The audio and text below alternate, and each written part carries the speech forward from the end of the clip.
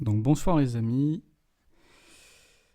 et aujourd'hui du coup nous allons parler de la transcendance du temps.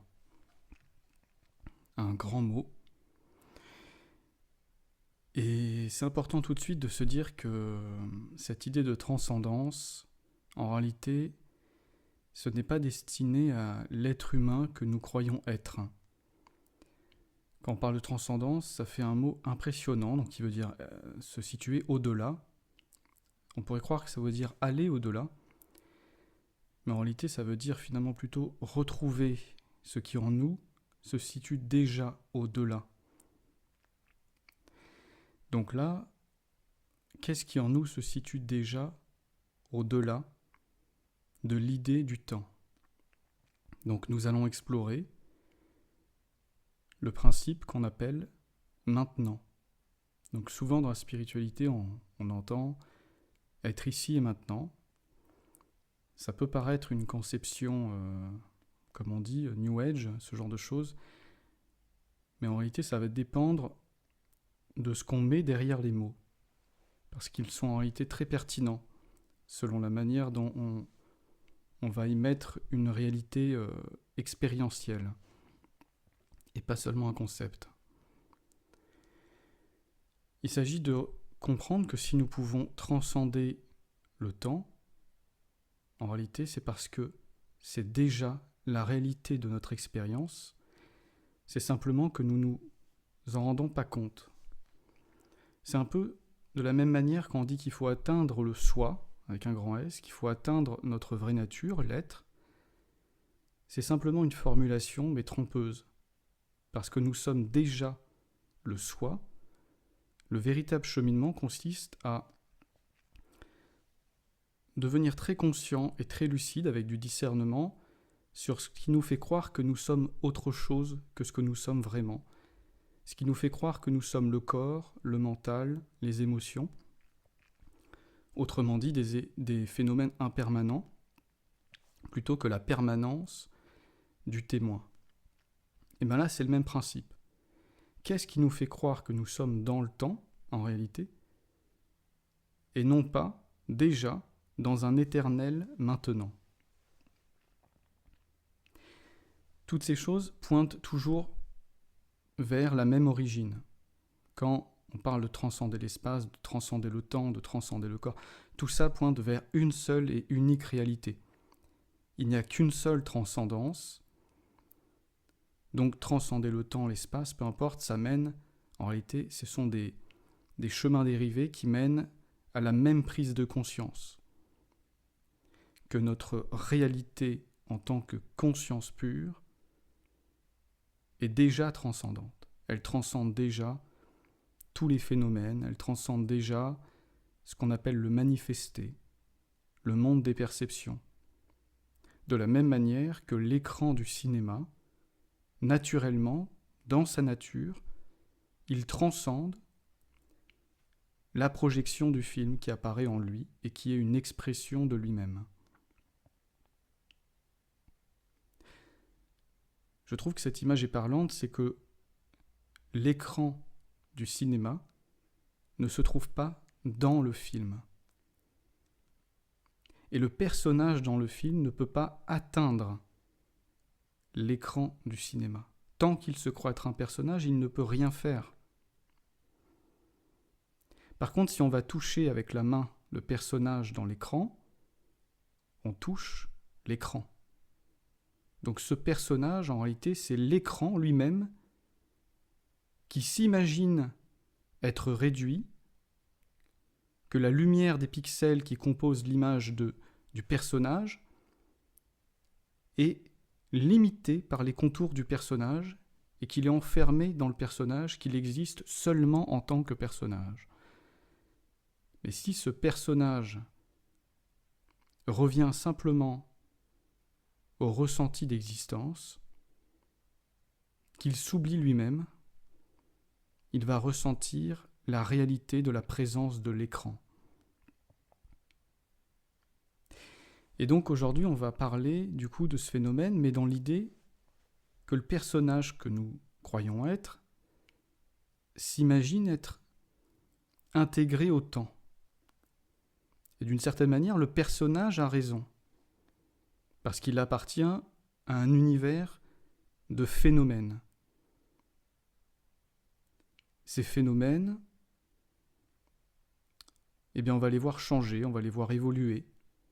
On va avoir un corps, par exemple, qui va vieillir. Et tout ça, donc, nous donne vraiment l'idée d'une temporalité qu'on ne peut pas nier. Mais cette temporalité, est-ce qu'elle a une réalité absolue ou plutôt une réalité relative ?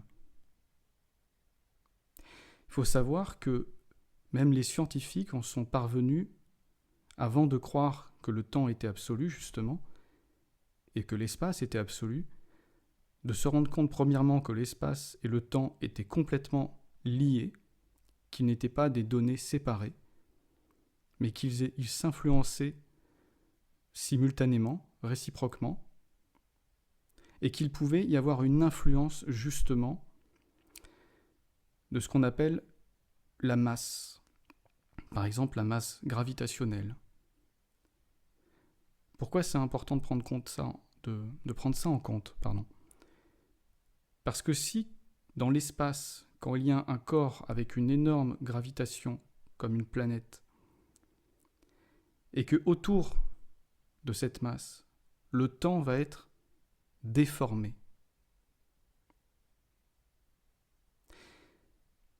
Ça veut bien dire que du coup, ce n'est pas quelque chose de fondamental, le temps. Ce qu'on cherche quand on parle de vérité absolue, c'est chercher ce qui est fondamental. Alors bien sûr, pour le moment, on explore quelques concepts et ensuite on va chercher à vivre ça dans l'expérience, à redécouvrir ça dans l'expérience, parce que c'est déjà là, mais notre regard se porte ailleurs. Au bord d'un trou noir, il y a une telle masse gravitationnelle qu'on dit que si on pouvait s'approcher de la limite de l'horizon des événements, donc le bord du trou noir, si on pouvait s'approcher quelques heures et qu'on revenait ensuite sur Terre, pour nous, il y a seulement quelques heures qui se seraient écoulées, et pour la planète, il y aurait peut-être des milliers d'années qui se seraient écoulées. Donc ça montre déjà qu'il va y avoir des influences comme ça. La vitesse va être une influence aussi. Si on voyage à la vitesse de la lumière, le temps ne s'écoule pas de la même façon pour celui, par exemple, qui est, imaginons, dans le vaisseau spatial, que pour ceux qui sont sur la planète. Ça veut dire qu'il va y avoir quelque chose qui rentre en compte, c'est la focalisation de la conscience, la focalisation de l'observateur, qui va être à ce moment-là en train de vivre l'expérience. Si pour un sujet qui est dans le vaisseau spatial, le temps s'écoule d'une certaine manière, et que pour d'autres sujets qui sont restés sur la planète, le temps s'écoule d'une autre manière, on ne peut pas considérer que le temps est une donnée fondamentale. Finalement, ça relève de l'expérience et de ce qui nous arrive au sein de l'expérience, de ce qui nous arrive en tant qu'observateur de l'expérience. Et là, on va rejoindre aussi une autre idée, qu'est-ce que la réalité ? Il y a un enseignant, par exemple, qui disait, pour une mouche, il va y avoir des perceptions qui sont dues à son véhicule d'expérimentation qui est le corps de la mouche, qui va avoir des outils de perception particuliers qui lui font voir le monde des mouches. Un monde qui ne va pas du tout être la réalité de l'expérience humaine. Pour un humain, le monde des mouches n'existe pas. Il va voir juste des mouches, mais il n'a aucune idée de ce que c'est que de vivre l'expérience du monde des mouches, qui par exemple a de multiples yeux, qui peut voir partout à la fois. Donc, qu'est-ce qui est réel ? Est-ce que c'est son monde à elle qui est réel ? Est-ce que c'est le monde des humains ? Et là, on peut prendre énormément de points de vue différents, subjectifs. Et donc la vérité à ce moment-là, c'est qu'il n'y a pas une réalité absolue qui appartient au monde des perceptions, au monde des phénomènes. Ce sont toutes des réalités mais relatives, qui appartiennent, à ce moment-là, à l'outil de perception. Le corps, tous les différents corps, vont être des outils de perception. Et donc si mon corps se trouve dans l'espace, s'il se trouve sur la planète, ça va me donner une expérience du temps différente. Elles sont toutes vraies, mais aucune ne l'est de manière absolue. Ce qui est la vérité absolue ne peut être que ce qui ne change jamais, que ce qui n'est influencé d'aucune sorte par les perceptions, par le temps et par l'espace.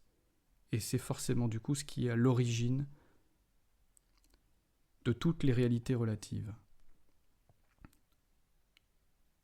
Donc maintenant, si on revient sur cette idée que ce qui me fait croire dans l'expérience humaine qu'il y a un temps et qu'il s'écoule d'une certaine façon,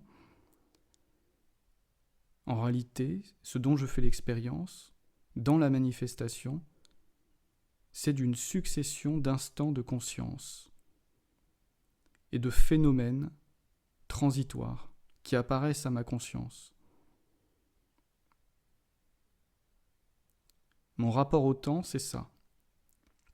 De la même manière que ce qui me donne l'idée du temps quand je vais voir un film au cinéma, c'est qu'il va y avoir une multitude d'apparitions différentes de phénomènes sur l'écran qui vont se succéder.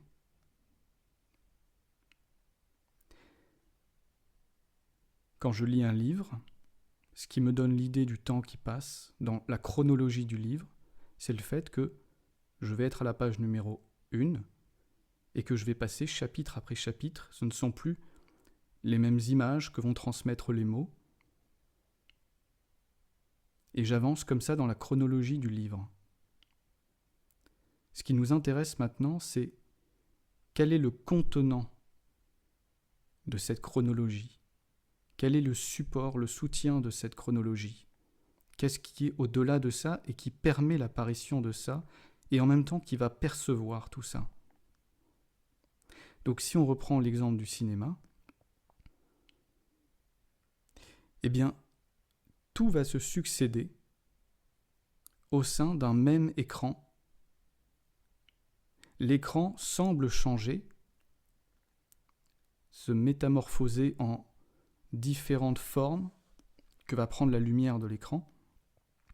Mais est-ce qu'il change vraiment l'écran ?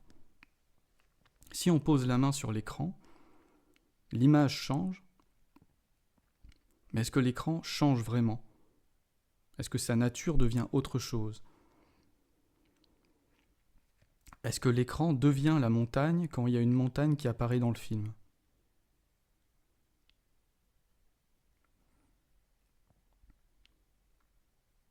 Maintenant, on peut aller plus loin par rapport à l'image du film. Imaginons que toute l'histoire est gravée sur un DVD, par exemple. Quand je vais faire passer cette histoire à travers un outil, il va y avoir le déroulement de l'histoire, parce qu'il va y avoir un outil pour projeter l'histoire. Mais simultanément, toute l'histoire existe entièrement sur la gravure du DVD. Pour le DVD, du point de vue de la perspective du DVD, il n'y a pas de chronologie réelle.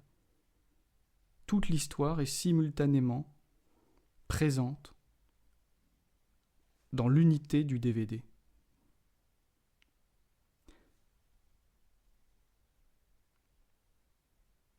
Et le DVD, lui, se trouve au-delà de l'histoire, mais il l'intègre, il est le contenant de l'histoire. Ce DVD, on pourrait dire que c'est le maintenant.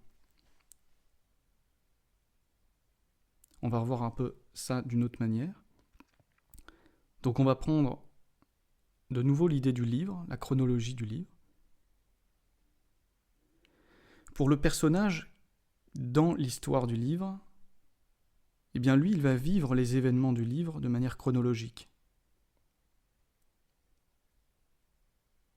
Donc pour lui, le temps est réel. Il peut se dire, avant j'étais au 1er chapitre, maintenant je suis au 30e chapitre de ma vie. Ce qui est déjà intéressant dans la métaphore du livre, c'est que toutes les pages sont parallèles.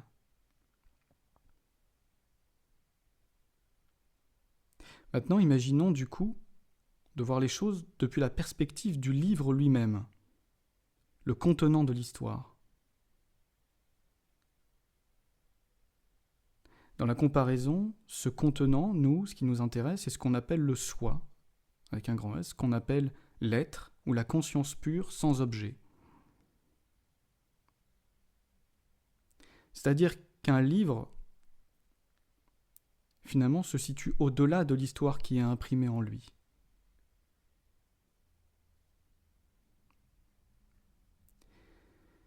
Le livre n'est pas l'histoire. Il est le contenant de l'histoire. Il se trouve au-delà de l'histoire. Et donc, à chaque instant, au premier chapitre, au 30e chapitre, est-ce que la nature du livre a changé? Est-ce qu'il a cessé d'être un livre? Est-ce qu'il est devenu différent? C'est toujours le même livre. Pour lui, qu'on soit au premier chapitre, au 30e chapitre, à la fin, d'une certaine manière, ça ne change rien à ce qu'il est. Il est l'éternel maintenant, qui n'est pas influencé par le fait de tourner les pages. Et toute l'histoire du livre existe déjà simultanément en lui. Le livre lui-même a accès à la dernière page, comme à la première. Il a accès à tout puisque cette histoire est une prolongation d'une certaine manière de sa substance, de ses pages. On ne peut pas séparer l'encre de la page du livre. L'encre n'est pas le livre, donc c'est distinct de lui, et en même temps c'est inséparable. De la même manière que les phénomènes, on ne peut pas les séparer de la conscience, et pourtant la conscience est distincte et elle est au-delà des phénomènes. La conscience, c'est le livre, c'est l'écran. C'est le livre qui est éternellement maintenant, qui est le contenant et qui ne bouge pas. En tout cas, vous allez tourner les pages du livre, mais vous n'avez pas besoin de déplacer le livre à un endroit ou à un autre. Vous pouvez le poser sur la table, comme ça, entre vos mains. Il ne bouge pas. Il est toujours ici et maintenant. Alors que dans l'histoire, on va faire l'expérience de multiples paysages à travers le récit et d'une temporalité. Il suffit que l'auteur ait marqué à un moment donné, 10 ans plus tard, 10 ans se sont écoulés. Il y a une chronologie de 10 ans, d'un coup, qui passe. Pour le livre, il ne change rien. Nous sommes le livre avant d'être l'histoire. Nous sommes l'écran avant d'être le personnage du film. C'est pour ça que nous pouvons transcender le temps, parce que nous le transcendons déjà. Mais tout comme un film et un écran, on peut décider d'orienter l'attention, la perspective. Je peux décider de me sentir intégré dans l'histoire et d'ignorer l'écran. Je vais faire l'expérience de la chronologie. Et puis je peux décider de remettre mon attention sur l'écran et me rendre compte que l'écran, lui, est immuable. Pareil pour le livre. Et pareil pour nous. Je peux décider d'orienter mon attention vers ce qui semble être une chronologie, vers le lever de soleil, vers les secondes de l'horloge, vers les phénomènes de vieillissement qui me donnent cette sensation d'une avancée. Ou alors, je peux revenir à la sensation d'existence. Cette sensation d'existence qui est le maintenant lui-même. Et donc, dans d'autres méditations, dans d'autres vidéos, on explore directement ce ressenti d'existence. Mais puisqu'il est le maintenant lui-même, nous pouvons nous amuser à porter notre attention vers ce ressenti d'être maintenant, de vivre maintenant. Et voir si réellement nous faisons l'expérience du temps ou fondamentalement notre ressenti se trouve maintenant. Alors il y a une chose importante, c'est que quand on parle de l'instant présent, qui est une notion qui revient énormément dans la spiritualité, même dans le développement personnel, il faut vivre l'instant présent. Eh bien, il y a une grosse erreur en réalité par rapport à ça, que plein de personnes ont pu comprendre déjà, mais c'est important de le redire, pour ceux qui n'en ont pas conscience. L'instant présent, ce n'est pas le maintenant. L'instant présent parle justement d'une succession d'instants. Si on parle d'un instant, ça ne dure qu'un instant. L'instant présent, en réalité, fait référence au contenu de la manifestation, fait référence à ce qui va apparaître dans le film. Alors, vouloir par exemple profiter de l'instant, c'est très bien. Ça peut être une pratique spirituelle. Mais ça va être une pratique qui va être orientée vers le perçu. Là, la conscience est extériorisée vers le monde des objets. Donc par exemple, si je suis en train de me balader dans un magnifique paysage, imaginons que je me perds dans mes pensées. Donc là, il va y avoir un temps psychologique. Parce que mes pensées vont m'entraîner dans le passé ou dans le futur et je ne vais pas profiter de ma promenade. Donc c'est pas top. Même si techniquement, je ne quitte jamais l'instant présent, mais en tout cas psychologiquement, il y a une impression, je ne suis plus présent à la réalité des phénomènes qui peuvent être magnifiques, qui se dressent devant moi. Donc là, revenir à l'instant présent, ça veut dire revenir aux phénomènes qui apparaissent réellement sur l'écran. La montagne, le chant des oiseaux, le mouvement des papillons, le ressenti de mes pieds qui touchent le sol. Et il va y avoir une certaine cohérence là. Il va y avoir quelque chose de fluide qui peut m'apporter une sensation de bonheur d'ailleurs, de joie, parce que je ne fais qu'un, d'une certaine manière, avec ce qui est perçu. Je suis réellement présent avec les objets que la conscience va prendre forme. Je ne fais qu'un avec les objets de la conscience. Je suis présent à la conscience, mais quand elle est sous forme d'objet, sous forme de projection.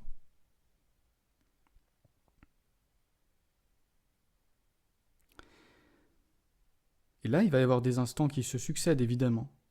La manifestation, à ce moment-là, n'est pas figée, elle est au contraire extrêmement dynamique. Les bouddhistes parlent de ça beaucoup. C'est quelque chose, justement, qui ne cesse d'être dynamique. On ne peut même pas l'arrêter, cette manifestation.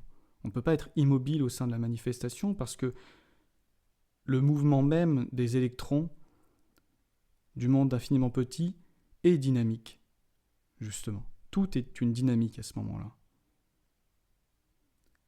Donc là, ok, ce sont des instants présents. Et là, ces instants présents, on va y être très attentif. C'est un petit peu comme si on prenait une règle, comme la règle qu'on a à l'école. Il y a des graduations. Et là, on imagine le temps comme une ligne comme ça, avec le passé à gauche, le futur à droite. Et chaque graduation va être un instant comme ça qui saute sur cette ligne du temps. Et moi, je saute avec lui comme ça. D'une certaine manière, dans l'histoire du film, pourquoi pas ? On peut croire à ça. Ça donne l'impression de ça. Je saute d'un instant en un autre instant parce que d'un coup, je me promène, il y a un arbre, puis 2 secondes après, il y a une rivière, il n'y a plus l'arbre. Donc je me dis, je suis sur la graduation où apparaît la rivière. La graduation de la temporalité où il y avait l'apparition de l'arbre a disparu.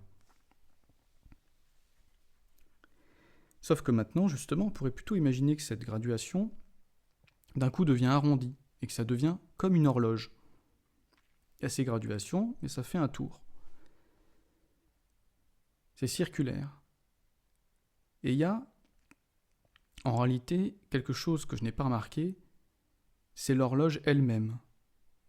Je reprends l'idée du coup du livre ou de l'écran. Cette horloge, elle-même, elle est au-delà des graduations qui apparaissent en elle. L'horloge, elle est toujours maintenant. Et là, on quitte l'idée de l'aiguille qui passe d'un instant présent en un autre instant présent, et on va plus profondément à l'intérieur. On quitte le monde des objets, des phénomènes, donc de ce que je peux percevoir, pour revenir simplement à ce ressenti que je connais très bien. Est-ce que moi, je me ressens me déplacer dans le temps? Est-ce que je me sens être dans le passé, puis dans l'instant présent, puis dans le futur? Ou est-ce que je me sens maintenant, toujours maintenant, et toujours maintenant? Mon imagination me fait croire que ce maintenant se déplace. Donc il va s'agir de renverser la perspective pour comprendre qu'en réalité, je suis le maintenant. L'humain est un phénomène transitoire qui apparaît dans ce maintenant, mais puisque je cherche à découvrir ma vraie nature, ce que je suis profondément en tant qu'être, en tant que cela qui existe, eh bien le fait d'exister se trouve maintenant. Je ne peux pas faire l'expérience du fait d'exister ailleurs que maintenant. Parce que exister et maintenant, c'est la même réalité. De la même manière que la conscience et maintenant, c'est la même réalité. Je ne peux pas être conscient ailleurs que maintenant.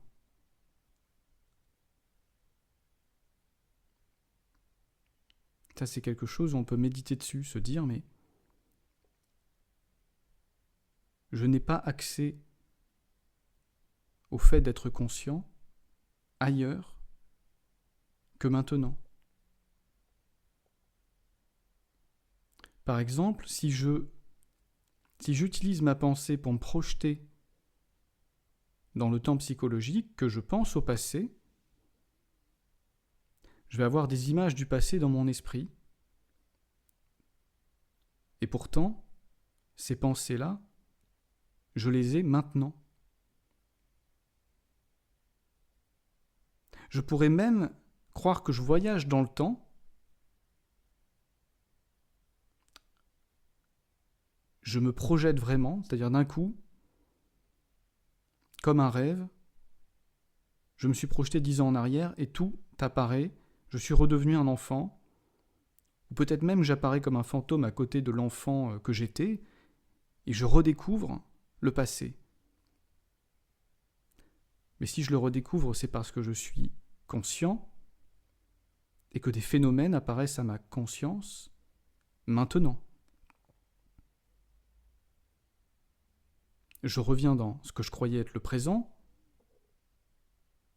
qui est en fait simplement un autre moment de la chronologie.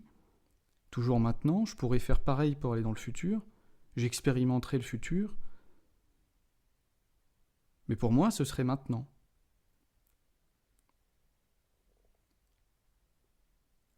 Pour la réalité de l'expérience, si je me disais « Qu'est-ce qui me fait croire que je suis dans le futur ?» C'est parce qu'il y a des phénomènes qui apparaissent à moi. Et si je ferme les yeux et que je me dis « Si j'ai plus de rapport aux perceptions, aux phénomènes, et je reviens juste à ce qui est le plus primaire, le plus fondamental en moi, est-ce que je me sens exister ailleurs que maintenant ? Si j'ai plus de point de référence, Le seul point de référence, c'est j'existe. C'est maintenant. En fait, ce qu'il faut comprendre, c'est que ce maintenant ne voyage pas. Ce maintenant, c'est l'écran du film. C'est le livre. C'est l'horloge. Avant même que le tic-tac apparaisse avec les graduations.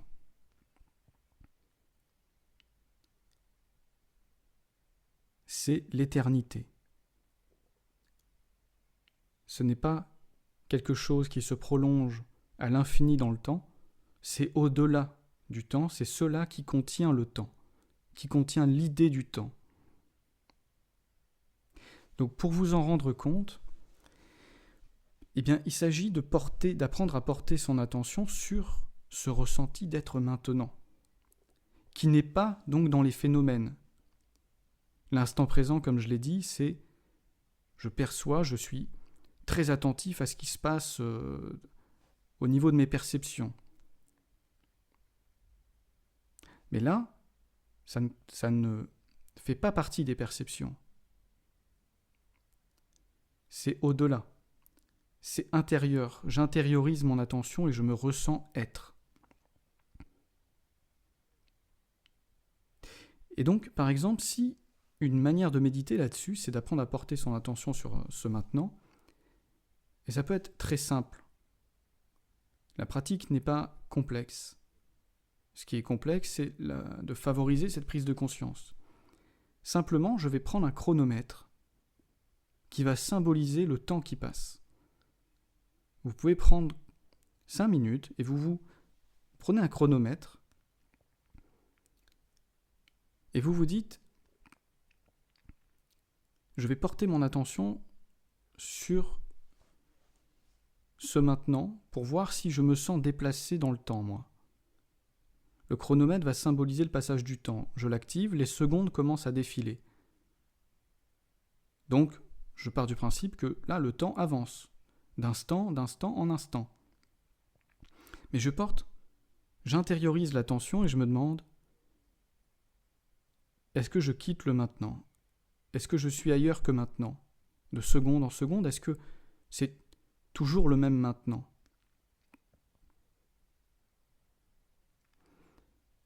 L'idée, c'est de vous rendre compte que le fait d'être maintenant, ça ne bouge pas. C'est que mon imagination qui me fait croire que je bouge dans le temps. Mais la réalité de mon expérience, c'est que je suis toujours maintenant. Et quand j'avais 10 ans, si à ce moment-là on me posait la question, est-ce que tu te sens être maintenant ou pas ? À 10 ans, je me sentais être maintenant. Quand je serai beaucoup plus vieux, et que je vivrai à ce moment-là quelque chose dans ma vie, peu importe, on me dit, tiens, est-ce que là tu te sens maintenant ou pas maintenant ? C'est très facile, je reviens intérieurement, je me dis, bah oui, je suis maintenant. Eh bien, le vertige, c'est de comprendre que ce ressenti d'être maintenant, justement, il appartient au domaine de l'être, il n'appartient pas au domaine il n'appartient pas au monde des phénomènes, il n'appartient pas à l'humain.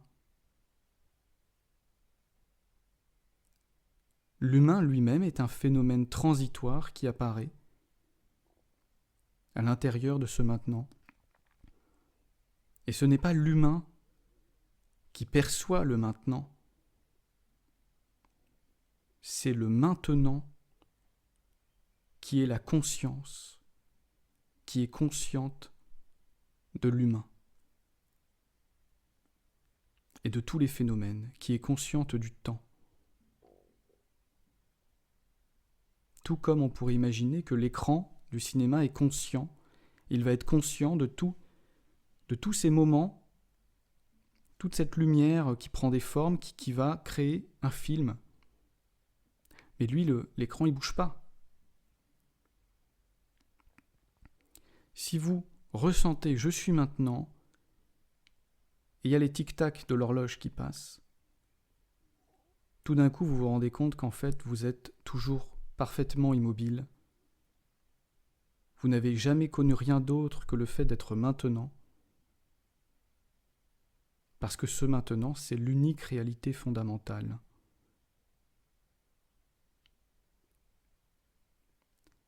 C'est le maintenant qui est le témoin de tous les instants.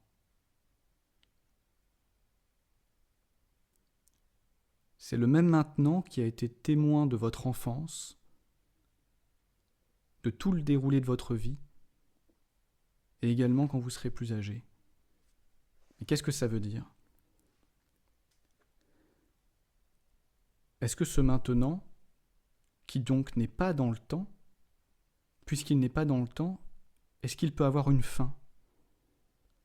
Est-ce qu'il va s'éteindre avec l'histoire de ce personnage que je crois être ? Est-ce que l'écran du cinéma s'éteint ou disparaît, je veux dire, quand le film s'arrête ? Même s'il n'y avait plus de projection lumineuse, plus de phénomènes qui apparaissent à l'écran, et que l'écran redevient noir, mais est-ce qu'il cesse d'exister en tant qu'écran ?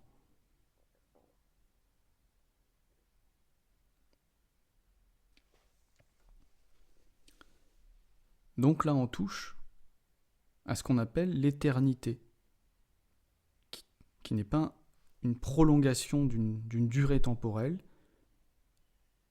mais de ce qui se trouve au-delà du temps, qui transcende déjà le temps. Vous transcendez déjà le temps. Mais tout dépend de la perspective, tout dépend de ce que je me ressens être. Si je me sens être un humain, évidemment que je ne transcende pas le temps. Je suis dans le temps, en tant qu'humain, tout comme je me crois être dans mon corps.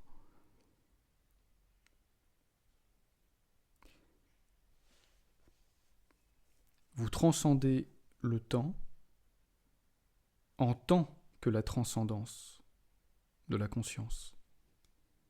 Vous remettez votre perspective sur ce qui est antérieur aux perceptions. Et plus vous portez votre attention donc sur cette réalité, plus tout d'un coup, sans forcer les choses, vous allez voir qu'il y a un basculement de perspective, puisque c'est la vérité, en fait, que nous sommes toujours maintenant. Puisque le fait de croire que nous étions dans le temps, c'était dû à une fausse identification au corps et au mental. C'était parce que nous étions hypnotisés par le tic-tac de l'horloge, par le ciel qui se lève et qui se couche, par le soleil qui se lève et qui se couche. Et que là, je reviens à la vérité la plus pure, la plus essentielle, je suis maintenant. Évidemment que cette vérité va reprendre sa place pleinement dans la perspective. Jusque-là, elle était carrément ignorée. Ensuite, j'en prends conscience, mais c'est un peu flou, je ne sais pas trop comment situer ça, et puis petit à petit, ça revient sur le devant de la scène.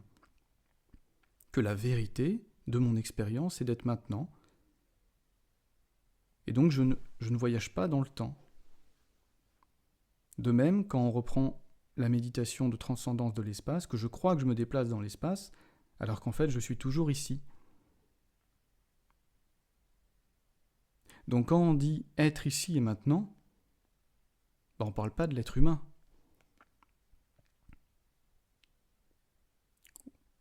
On ne parle pas de l'être humain. Sentir ici et maintenant, ça fait référence à la conscience pure, qui est l'ici et maintenant lui-même. Mais pour l'humain, il ne peut pas être ici et maintenant.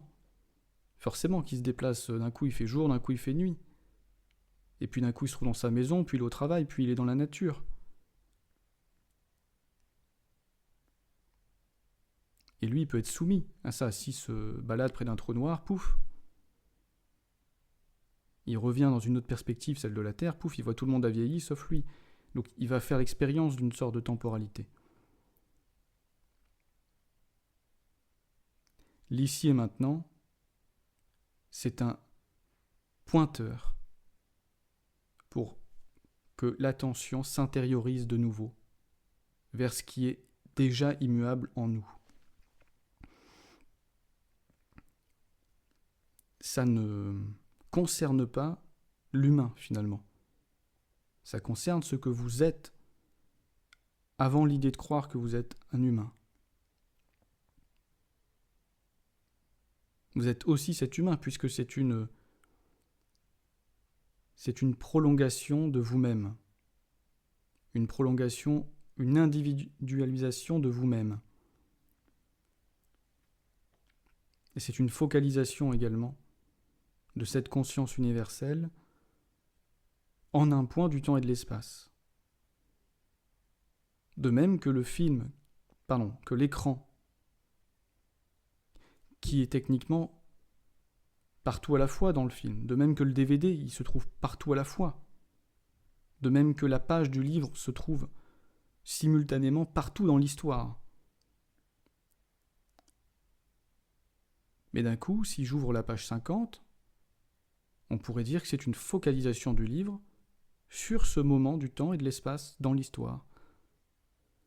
Si je prends ma télécommande et que je mets le film à la 35e minute, eh bien, il y a une focalisation à ce moment-là sur un espace précis dans le film et une temporalité précise pour les personnages. Pour l'écran, lui, si on revient en arrière, c'est toujours l'écran. Ça ne lui a rien changé.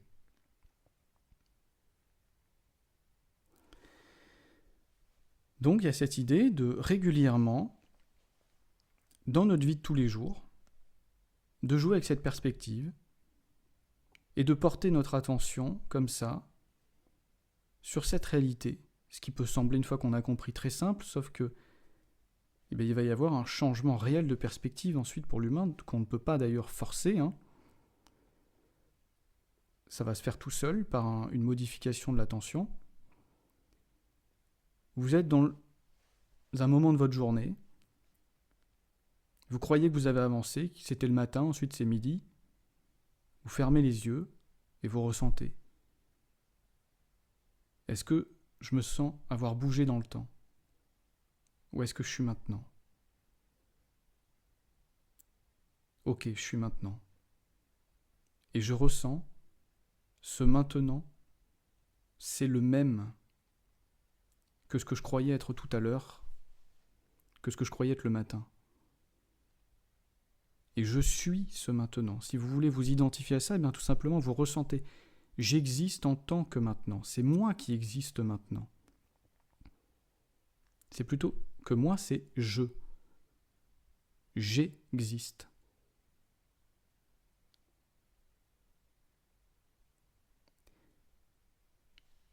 Parce que quand vous vous questionnez sur qu'est-ce qui est capable d'être conscient de ce maintenant, c'est là que vous vous rendez compte que vous êtes au-delà de l'humain, que vous êtes la conscience. Parce que on ne peut pas saisir comme un objet ce que c'est que maintenant. C'est assez miraculeux en réalité. Vous vous dites, je fais l'expérience de maintenant, mais comment est-ce que j'arrive à faire ça en fait ? Quelle perception est-ce que j'utilise pour faire l'expérience de maintenant ? Maintenant, c'est pas une couleur, c'est pas un objet, c'est pas une forme, c'est pas quelque chose que je peux attraper, que je peux définir avec des mots. Même le mot maintenant, finalement, c'est vraiment juste un panneau indicateur. Parce que quand je ressens ce maintenant, c'est indéfinissable en fait. Donc comment, en tant qu'humain, est-ce que j'aurai la capacité d'appréhender cette réalité-là ? Eh bien, j'ai la capacité de l'appréhender parce que nous sommes cette conscience pure, elle-même, qui fait l'expérience d'elle-même, qui s'appréhende elle-même, en tant que maintenant. Il n'y a que le maintenant qui peut faire l'expérience de lui-même en tant que maintenant, parce que c'est au-delà même d'une expérience. C'est au-delà de l'expérience, parce qu'une expérience a forcément des caractéristiques. maintenant et sans caractéristiques. C'est pour ça que c'est la nature de la conscience pure qui elle-même est sans caractéristiques, qu'on ne peut pas décrire, qu'on ne peut pas formuler. Et pourtant, on peut le vivre.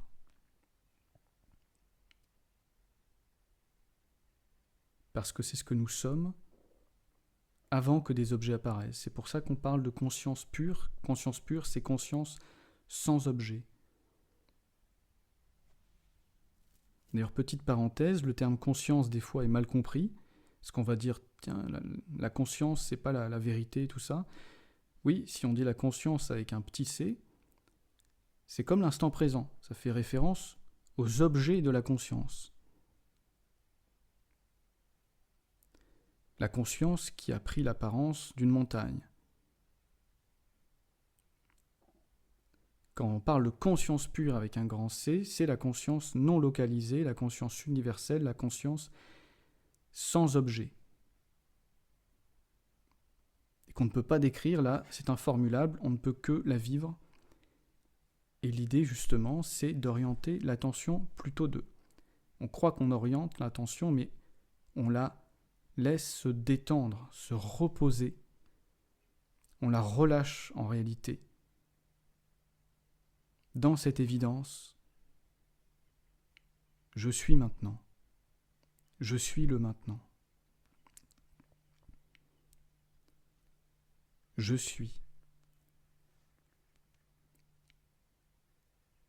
Je ne fais pas l'expérience d'exister ailleurs que maintenant. Et si d'un coup mon attention se projette vers l'extérieur, eh bien de la même manière, je ne peux pas faire l'expérience d'objets de perception ailleurs que maintenant. Il ne peut y avoir conscience que maintenant, parce que conscience et maintenant, c'est pareil, comme je l'ai dit. Donc sur quoi est-ce que je décide de porter mon attention ? Tout simplement. Est-ce que j'y accorde de l'attention à cette réalité-là ? Plus j'y accorde de l'attention, puisque c'est la réalité, plus je vais vivre une modification intérieure de perspective, jusqu'à ne plus me sentir bouger dans le temps,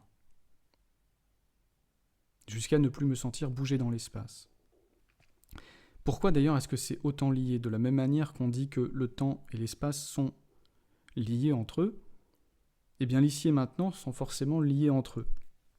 Parce que s'il n'y a que maintenant, mais qu'à la base, j'ai l'impression de faire l'expérience d'un espace, d'être ici et puis d'être d'un coup ailleurs, d'être dans ma maison et puis d'être au bureau, mais qu'il n'existe qu'un seul maintenant. Comment on pourrait concilier ça ? Comment je pourrais être ici et puis ailleurs, alors que je suis toujours maintenant ? Et bien ça rejoint la méditation de transcendance de l'espace. Parce que s'il n'y a qu'un seul maintenant, il ne peut y avoir qu'un seul ici.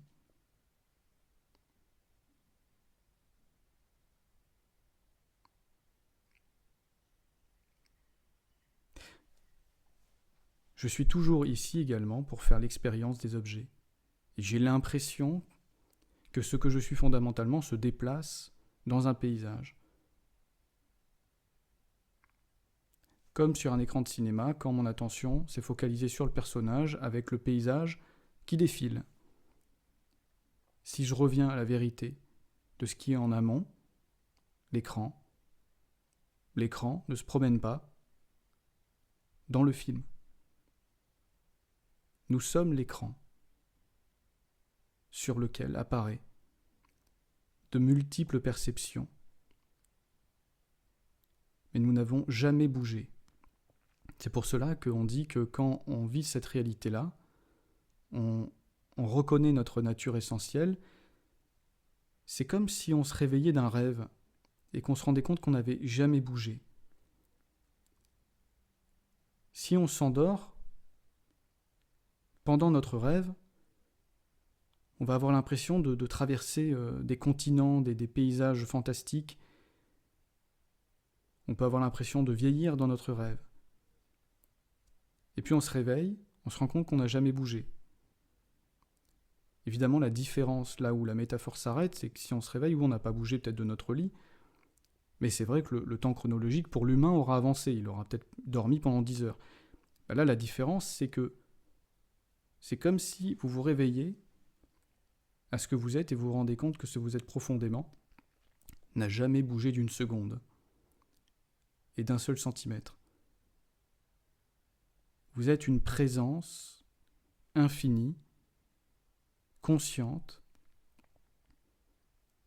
immatérielle, comme un vide qui ne peut pas se déplacer.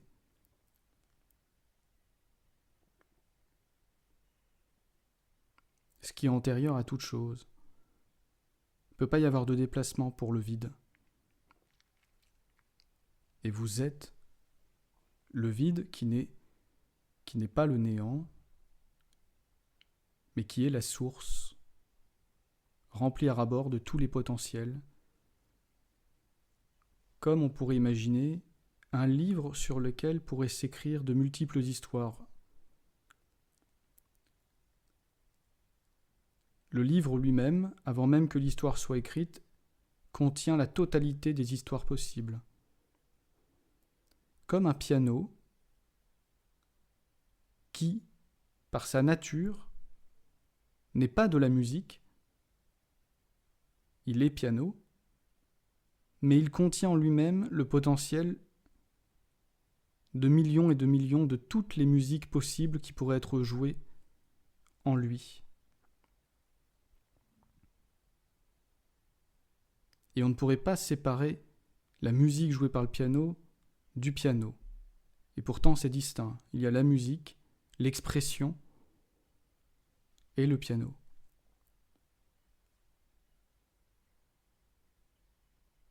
Le piano à ce moment-là peut avoir l'air vide, si personne n'est là pour jouer dessus. Il y a un silence, mais il contient toute la possibilité d'une expression qui va transporter, qui va faire rêver, qui est le rêve en lui-même d'ailleurs, la musique, et qui va transporter dans une idée de temps, dans une idée de voyage dans l'espace,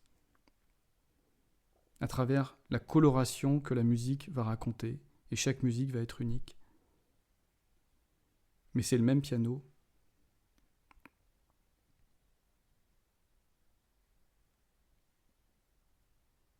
Donc d'une certaine manière, vous êtes le piano, et au moment où vos sens se tournent vers l'extérieur, vous êtes à ce moment-là en même temps le doigt du musicien qui va s'inscrire dans une réalité musicale de la vie, et vous allez jouer votre mélodie unique. Et donc, c'est intégré dans cette réalité. Il va y avoir une intégration, il va y avoir une expansion. Et c'est très bien, le but, ce n'est pas de renier du tout l'expression de cette source. Ce n'est pas de renier les formes de vie, même si vous vous reconnaissez en tant que l'essence de la vie. Au début, c'est une étape, on renie les choses, c'est simplement parce qu'on a été hypnotisé par les événements, donc on revient au fondamental. Mais une fois que c'est goûté, eh bien vous retournez vers le monde, vous retournez vers même l'illusion de l'espace, tout ça, et vous le découvrez comme quelque chose de magique finalement.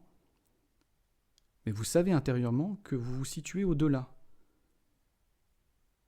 Vous vivez l'expérience du film complètement différemment quand vous savez que vous êtes le spectateur, que vous êtes au-delà. Vous n'êtes pas lié par la trame de la chronologie et de la spatialité. Vous existez éternellement. Et c'est pour ça que Jésus a dit « Avant qu'Abraham fût, je suis ». Eckhart Tolle décrit ça dans son livre « Pouvoir de l'instant présent », qui a sûrement été mal traduit d'ailleurs, je ne sais pas si c'est le cas, mais ce livre aurait dû sûrement s'appeler le pouvoir de maintenant. Et c'est peut-être ce qui aurait dû être fait, je ne sais pas. Eckhart Tolle, c'est ça qu'il décrit, et quand il parle de ça par rapport à ce qu'a dit Jésus, il dit bien, avant qu'Abraham fût, je suis, ne représente pas l'instant présent, il représente l'éternel maintenant. On dit, qui es-tu avant la naissance de tes parents ? Et bien évidemment que ça ne concerne pas l'humain. Ça concerne ce qui est éternel.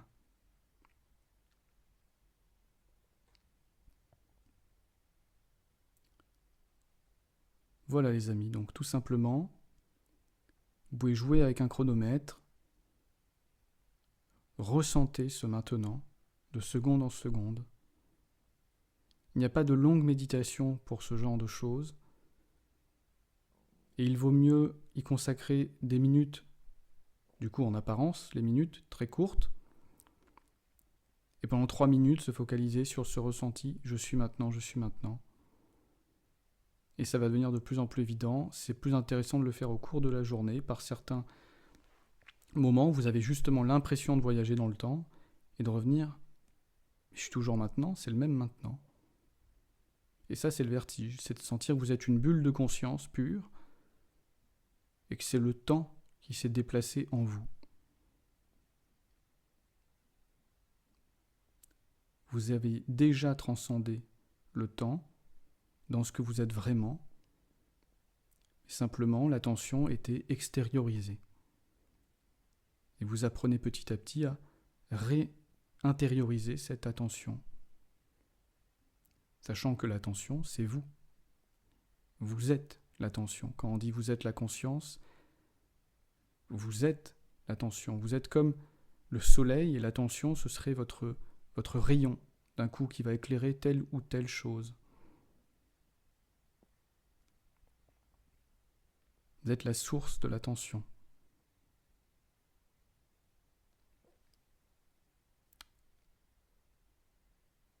Voilà les amis.